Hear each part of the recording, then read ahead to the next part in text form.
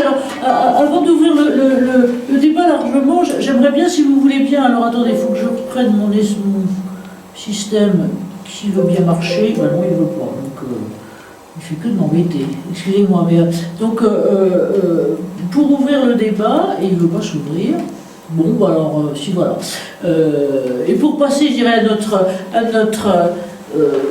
partie plus interactive, j'aimerais bien qu'on puisse demander à la fois au professeur Bertheusen et puis peut-être d'abord au professeur Orlikowski, à David Orlikowski, comment eux voient un petit peu le regard que vous portez là-dessus avec ce que vous avez entendu, donc qui est plutôt nous, notre expérience, je dirais, de notre réseau, plutôt sur l'univers professionnel, je dirais, classique. Comment vous voyez, David, les interactions entre les deux, peut-être les apports mutuels, voilà, nous, c'était un peu notre intuition et l'intuition qu'on avait aussi avec Sandra, à qui je demanderai tout à l'heure aussi d'ouvrir là-dessus, mais l'intuition qu'on avait, c'était que vraiment ces univers auraient intérêt à être peut-être plus encore en symbiose. David, vous êtes là ? Alors attendez, j'ai quelqu'un qui me posait, pardon, avant qu'il prenne la question, qui prenne la parole, une question de monsieur Jean-Pierre Janat, demandant si c'est un moyen ou une aide technique, j'appelle. 2 secondes pour répondre à Anaïs, et puis après, professeur Orlikowski. Alors, si par aide technique, on entend aide à la manutention ou aide au levage, non. L'exosquelette, en fait, il va prévenir des lombalgies et soulager du mal de dos. En gros, on va jouer le rôle d'amortisseur des chocs sur la colonne vertébrale pour éviter donc l'apparition de problématiques de dos en entreprise, ou soulager et favoriser le retour et le maintien dans l'emploi d'une personne qui a déjà des pathologies lombaires. Merci Anaïs, et pardon à David Orlikowski de lui avoir un peu coupé la chic. Voilà, c'est à vous. La problématique, c'est comment on fait un transfert de technologie d'un monde industriel vers un monde médical. Théoriquement, il n'y a pas de frein majeur, sauf que en matière de technologie de santé, en matière de dispositifs médicaux, on a un cadre réglementaire extrêmement contraint, des exigences réglementaires, il y a des règlements, etc. Et donc, c'est ça qui fait la difficulté, c'est qu'on voit bien que les choses sont cloisonnées à cause de ça. Autant c'est facile de développer des technologies qui ne sont pas forcément des dispositifs médicaux, qui ne sont pas applicables à la santé. Donc, je ne vois pas pour l'instant, ça mérite beaucoup de réflexion sur comment briser ces ponts. Après, l'autre problématique, c'est que quand on conçoit un dispositif, on le conçoit d'emblée en répondant à un besoin. Je pense qu'on a des représentants de vente d'Aircraft ici, je ne sais pas s'ils sont encore là, ils ont tout à fait eu cette démarche dans leur conception de leur exosquelette. C'est pas en matière de dispositif ou comme en matière de traitement, on ne prend pas un truc comme ça qui existe et ensuite on va l'appliquer à une maladie. Ça ne marche pas en général. Ça ne marche pas du tout. Donc la difficulté, elle est là en fait. C'est comment transférer la technologie existante vers la santé. Ça veut dire qu'il faut probablement, quand on développe les technologies, déjà d'emblée penser à des applications médicales dès la conception. D'accord.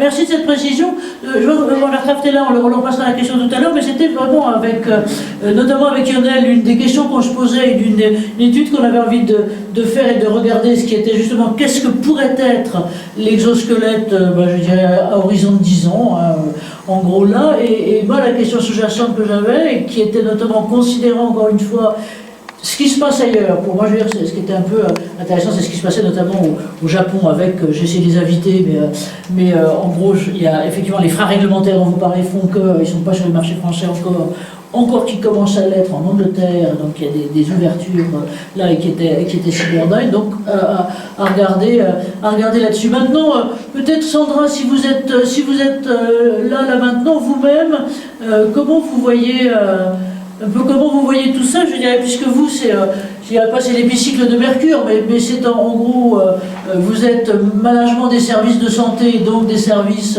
hospitaliers, et pour les gens que vous formez, ils vont avoir justement, je dirais d'un certain côté à la fois la population des patients, mais aussi la population des salariés, des intervenants là-dedans. Voilà, comment vous voyez ça, Sandra?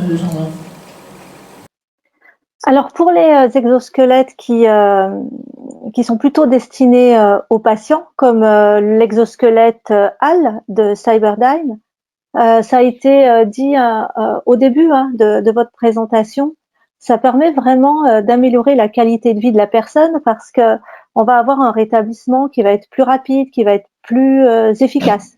Donc l'une des premières expérimentations avec cet exosquelette, avec celui-ci, a démarré l'année dernière aux Hospices civils de Lyon. Donc la barrière légale, la frontière technologique, les deux en tout cas ont été dépassées. Un autre type d'exosquelette est aussi à l'œuvre dans un SSR, un établissement de soins de suite et de réadaptation de Corian, me semble-t-il, dans le sud-ouest. En tout cas, voilà, pour Halle, il y a au moins un exemplaire qui est en utilisation aux Hospices civils de Lyon. Et on se rend bien compte que pour les personnes qui ont subi un AVC, il y a des progrès qui sont beaucoup plus rapides. On a un retour à l'emploi, si on va aller très vite, qui est beaucoup plus aisé, qui est facilité. On se rend compte aussi que la qualité de vie au travail des professionnels n'est pas la même, puisqu'on a besoin d'un travail qui est différent, on travaille complètement différemment avec le patient parce qu'on a eu une formation à l'utilisation de l'exosquelette. Donc c'est aussi une transformation des métiers. Et en management, c'est vraiment pas neutre. Et en termes de mobilisation de ressources, du coup, ça va pas être non plus tout à fait la même chose pour l'établissement. Donc on voit bien que ça peut favoriser à la fois des économies considérables pour la société, pour l'établissement, mais aussi évidemment un confort de vie, une qualité de vie pour la personne qui n'a pas de prix, bien sûr. Sur le plan managérial, l'introduction du numérique et en particulier de ce type d'outils, ça peut être aussi un levier pour attirer les plus jeunes vers les métiers du soin. Vous n'êtes pas sans savoir que les métiers du soin sont désaffectés, on manque de soignants. On sait qu'on peut les utiliser aussi avec les personnes âgées pour faciliter l'aide à la marche, en tout cas pour stimuler aussi ce type de fonction. Donc ça peut être un attrait pour les plus jeunes. Mais en termes de management des ressources humaines, eh bien il y a quand même différentes précautions à prendre. D'abord, c'est inciter les équipes à avoir un regard complètement différent sur le métier. Le métier change, il évolue, le monde autour de nous évolue. Il faut que les métiers s'adaptent. Donc c'est une posture. En fait, c'est pas seulement question de formation, c'est aussi toute une posture à l'égard de la profession qui évolue. Et ça a été étudié par différents chercheurs qui montrent que on va aller vers des métiers qui, et c'est le cas s'agissant des exosquelettes, qui exigent de bien connaître ce qu'est la pathologie, ce qu'est le patient, mais aussi ce qu'est la machine. Parce que l'objectif du professionnel sera d'intervenir sur la machine en même temps qu'il travaille sur la rééducation, en l'occurrence là d'un patient.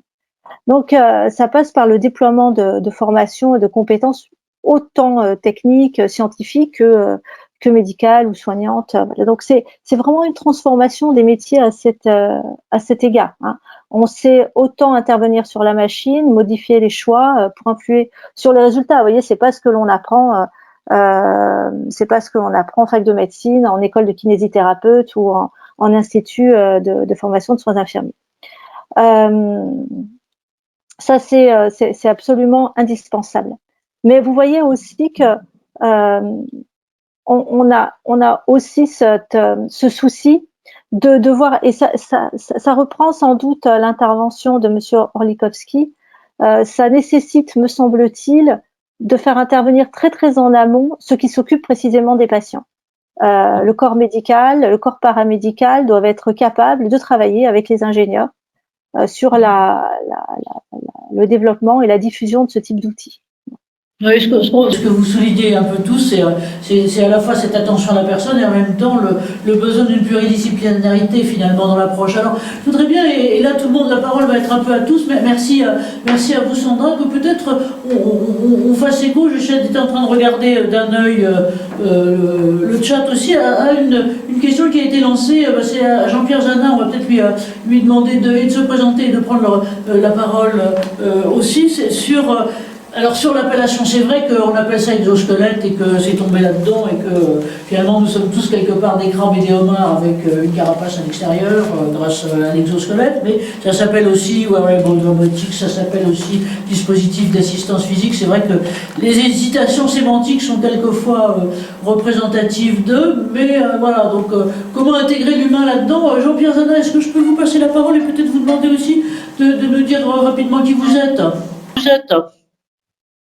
Merci Anne-Marie, je suis donc Jean-Pierre Zanin, je suis ergonome et je continue à travailler sur la qualité du travail, la performance, puisque je suis président de l'Institut du travail et du management durable, ITMD. Et donc nous travaillons aussi sur ces problématiques d'évolution des métiers aujourd'hui. Et je connais bien les exosquelettes, peut-être moins bien qu'Anaïs et Lionel et voire Lemoine, mais je pense quand même que on doit sortir de ce nom que l'on a donné aux exosquelettes au tout début, puisque les premiers éléments, et vous êtes en train de le montrer, qui peuvent accompagner aujourd'hui en prévention secondaire et tertiaire, vont permettre de pouvoir mieux s'occuper de l'humain et non pas de la fonction. Et donc, le terme qu'a utilisé Anaïs comme une orthèse dynamique me semble beaucoup plus cohérente et je pense qu'il y aurait un travail de fond à faire. En tout cas, nous, on s'y est engagé pour justement sortir de cette idée d'exosquelette pour dire que ce sont des aides techniques que l'on peut utiliser le temps dont on en a besoin et quand elles sont énergisées comme le Lombosta proposé par Japet, eh ben, c'est des aides absolument indispensables.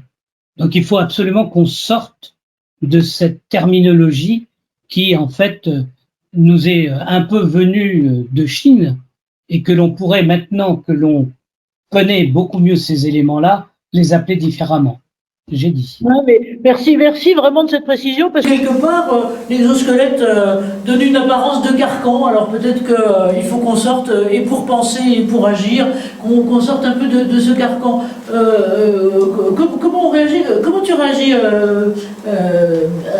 Léo, à tout ce qu'on vient d'entendre là-dessus, l'humain, l'adaptation, la polyvalence, sortir de ce carcan-là, considération de la personne, c'est une aide momentanée, enfin voilà. Il y a plein de choses qui sont sorties. Merci Jean-Pierre, à vous de votre intervention, et vous prenez la parole tous quand vous voulez.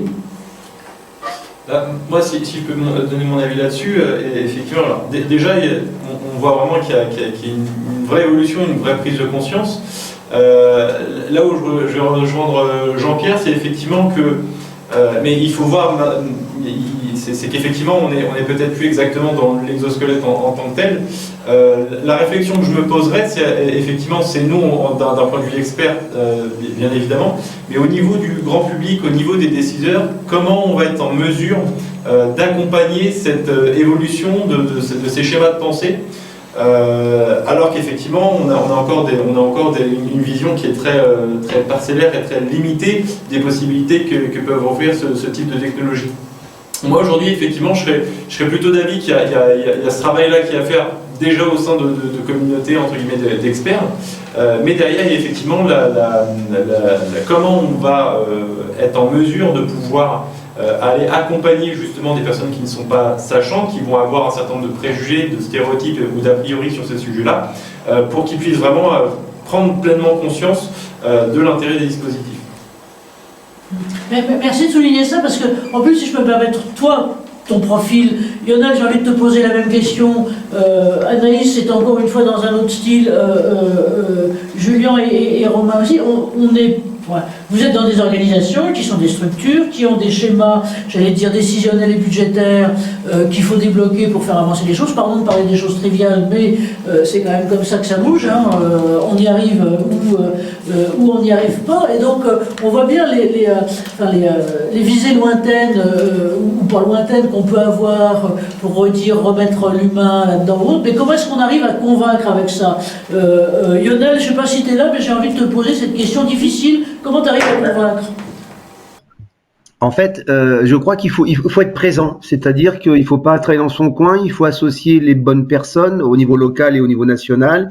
Il faut communiquer.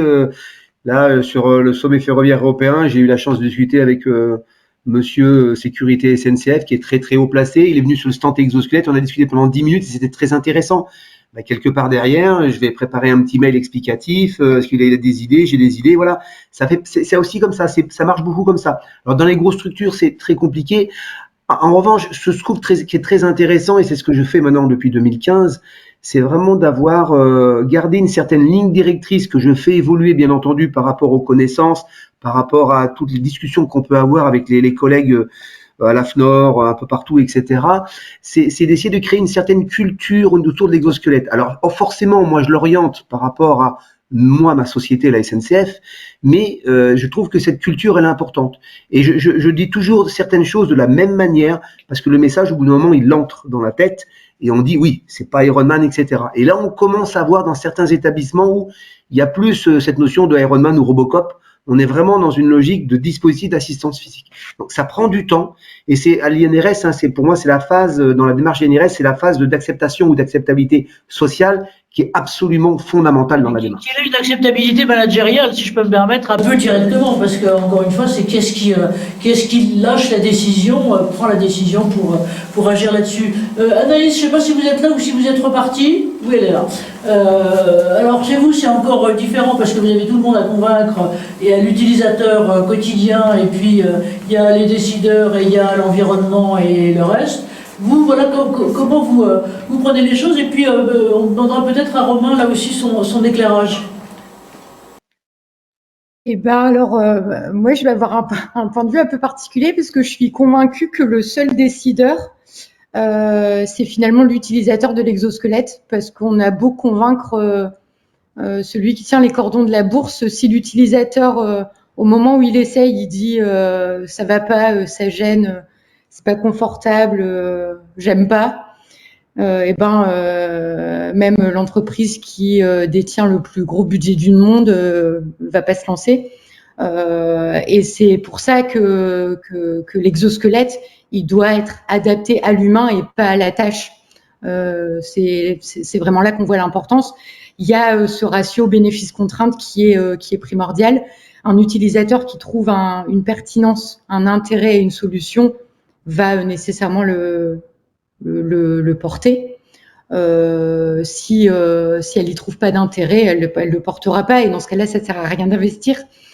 En fait, nous on a fait le parti d'aller faire tester l'exosquelette dans les entreprises qu'une fois qu'on a validé que la solution nous semble convenir aux besoins identifiés et que le budget il a déjà été prévalidé par la direction. En fait, on veut pas arriver sur le terrain, faire essayer l'exosquelette à un salarié qui nous dise « Ah là là, mon Dieu, c'est génial, c'est la solution qu'il me faut », pour qu'au final, derrière, au niveau managérial, on finisse par dire au salarié bah, « Finalement, on peut pas l'acheter ».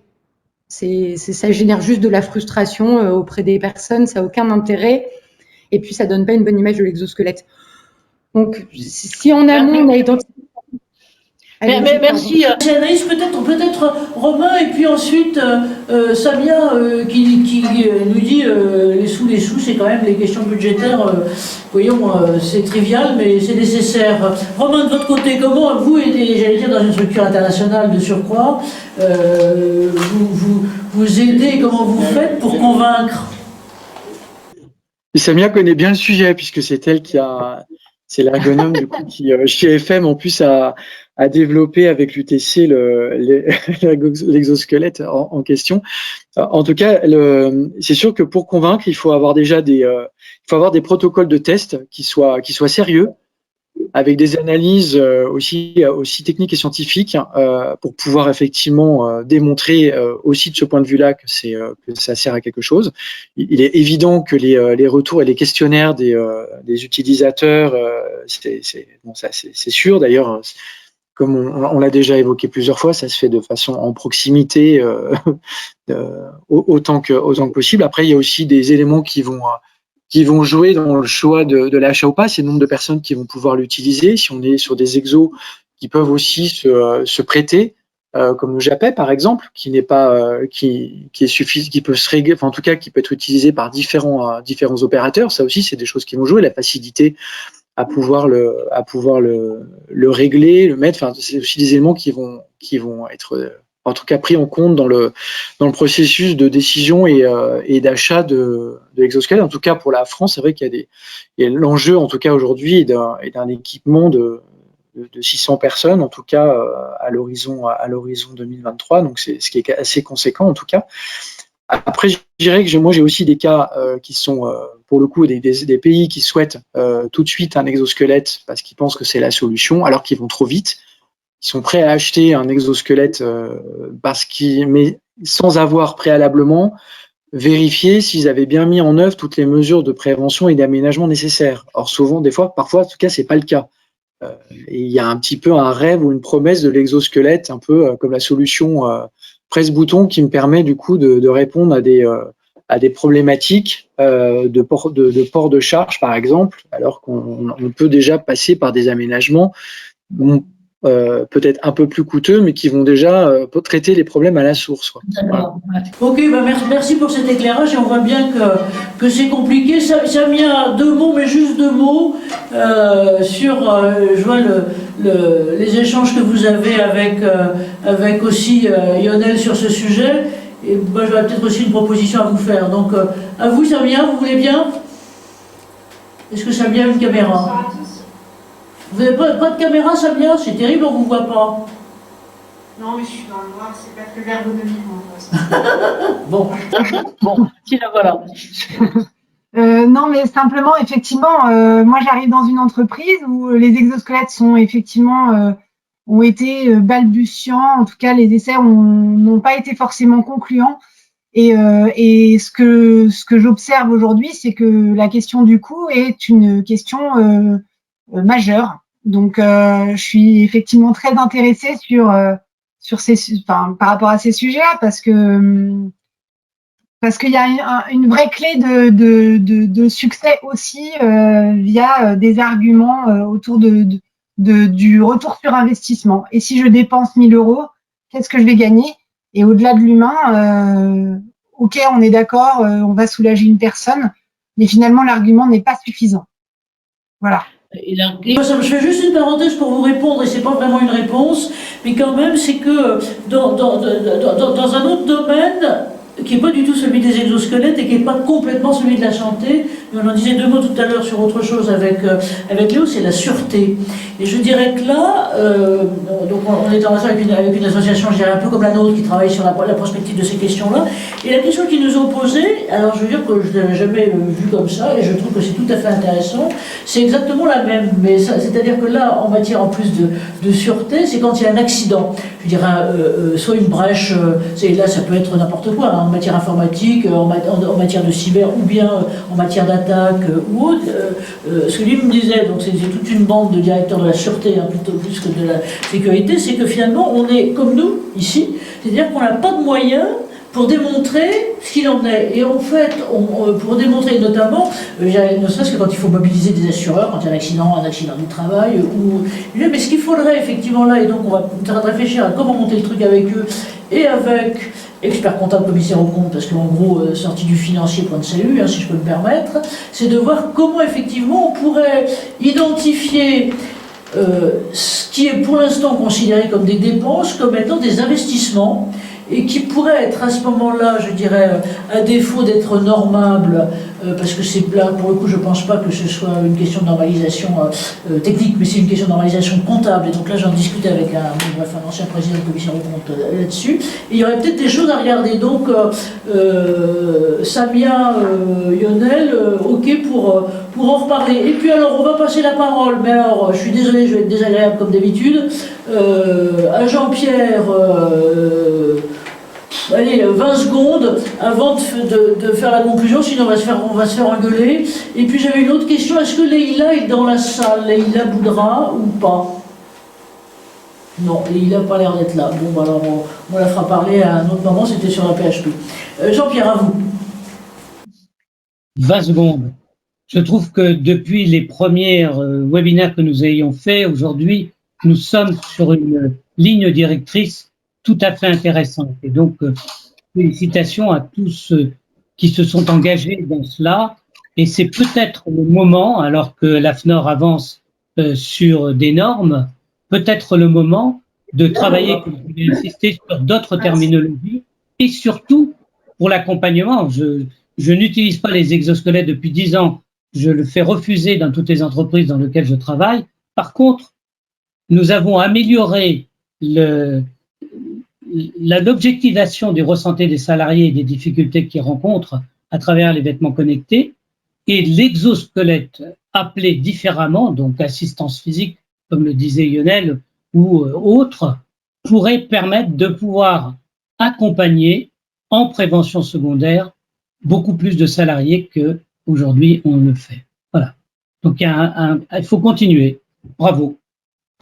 Ouais. Merci à tous et pardon Jean-Pierre parce que je viens de lui faire parler, de lui faire partir un message perso qui était en fait pour Sandra qui me disait qu'elle devait nous quitter. Merci à Sandra globalement d'avoir été là. Alors pardon parce que je vois effectivement que le service santé au travail à PHP est là et donc là on est, alors pardon de revenir moi à mes obsessions, hein, mais sur les utilisations de dispositifs d'assistance physique, exosquelette ou autre côté un peu systématique du côté de la PHP. Est-ce que vous voulez bien, Leïla, si c'est vous qui êtes là ou quelqu'un voilà, bah vous voulez bien juste peut-être prendre la parole, peut-être aussi afficher votre caméra si vous êtes là. Ou Je sais pas si la caméra fonctionne bien. on vous a pas l'image parce que c'est mieux, alors sinon vous m'enverrez votre photo. Voilà. Super, oh bah dis donc c'est une grande salle, hein. On est très fiers. On respecte les gestes barrières et les distances sanitaires. Voilà, donc à vous, il y a un tout petit peu d'écho, je crois que je vais essayer moi de me taire, peut-être de couper mon micro parce qu'on m'entend beaucoup. À vous, Leïla. Sur ce que vous avez envie de faire justement de ce côté-là, ce qui est en projet. Et ce qui est marrant d'ailleurs, c'est que beaucoup parlent d'utilisation de stagiaires et peut-être qu'on pourrait fédérer les stagiaires. Oui, ce serait une bonne idée, effectivement. Alors du coup, très très rapidement, déjà merci à tous les intervenants et intervenantes de cette soirée qui enrichissent beaucoup nos réflexions là actuellement. Donc effectivement, on vient de démarrer très très récemment un projet qui est en fait une réflexion sur les conditions d'expérimentation ou l'accompagnement des expérimentations locales pour l'utilisation des exosquelettes pour les personnels de la PHP, qui soient soignants ou qui travaillent aussi dans les autres services, type logistique, etc., etc. Et comme vous le disiez, Anne-Marie, effectivement, nous avons une stagiaire qui nous a rejoint pour mener avec nous ce projet, qui est avec moi, qui est Héloïse Lang. Héloïse, si tu veux dire un tout petit mot sur... Bonjour à tous, du coup je suis Héloïse Lang, je suis stagiaire en ergonomie et donc je suis actuellement en master STAPS en ergonomie et donc je suis stagiaire à la PHP et on travaille donc sur des expérimentations d'exosquelettes au sein de différents services. Donc cette réunion nous a apporté beaucoup d'éléments pour la construction de nos idées et de nos tests. Donc merci beaucoup à tous les intervenants. Ok, bah écoutez, bref de démarrer, globalement de démarrer cette action. On va continuer on avait monté, je ne sais pas si l'une et l'autre, je crois que vous n'étiez pas là encore, mais il y a 18 mois, on avait monté un premier UX Forum centré sur les établissements de santé, et je vais dire, y compris les EHPAD qui en ce moment ont un peu d'autres soucis. Et moi, ce qui m'avait frappé justement, c'est que on avait notamment en Angleterre, et donc c'était une expérimentation qui était menée dans des équivalents EHPAD, je ne sais pas comment ça s'appelle, mais dans l'un des comtés d'Angleterre, et notamment par celui que j'ai moi identifié comme étant un grand opérateur qui existe depuis maintenant un peu moins d'une dizaine d'années au Japon, et qui est Cyberdyne, et qui a justement conçu des équipements un peu spécifiquement pour ça. Donc volontiers pour qu'on regarde tout ça, et avec Anaïs au prochain. Alors on est en train d'arriver un peu sur le final, donc je crois que et ben voilà, je vais tous vous remercier.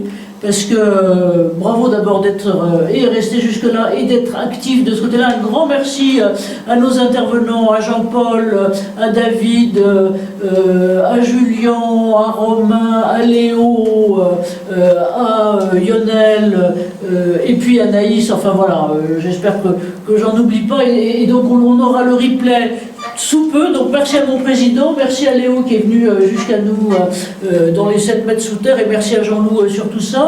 Et puis donc, prochaine étape, la semaine prochaine, on vous envoie le lien pour le replay et pour le support.